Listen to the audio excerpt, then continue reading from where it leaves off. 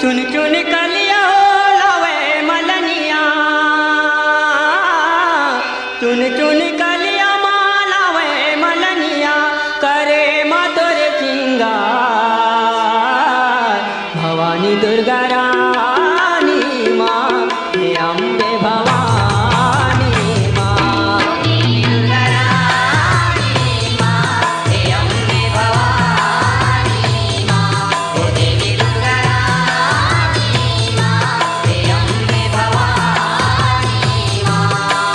ओ चुन चुन कलिया लावे मलनिया, चुन चुन कलिया लावे मलनिया, चुन चुन कलिया लावे मलनिया, करे मधुर सिंगार भवानी दुर्गा रानी माँ हे अम्बे भवानी माँ।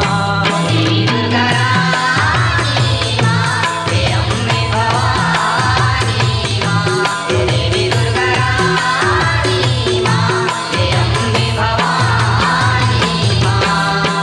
ओ चुन चुन कलिया भरे झपलिया, पहुँचे देवी के मड़िया, हे मैया पहुँचे देवी के मड़िया। अहो माता बरियासन वो बनाए, फूल कमल के वो बढ़िया, हे मैया फूल कमल के बढ़िया। अहो मोगरा मगर मात फूल साजे, दुर्गा मात मकुटिया, हे मैया दुर्गा मात मकुटिया। अहो मधुमाल तिरिंग बिंग रिंग बिंगे, के डार झूले लरिया, हे मैया के डार झूले लरिया। ओ चमके बिजली कसमात टिकली, चमके बिजली कसमात टिकली, चमके बिजली कसमात टिकली, ले फूल माँ कचना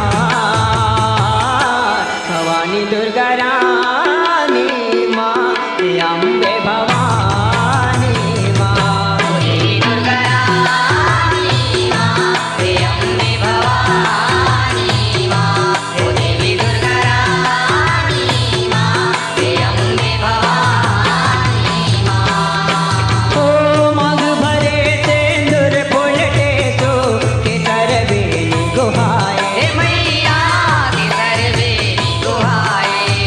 अहो कान में झुमका लटकन बाला, फूल कनेर और माए, हे मैया फूल कनेर और माए।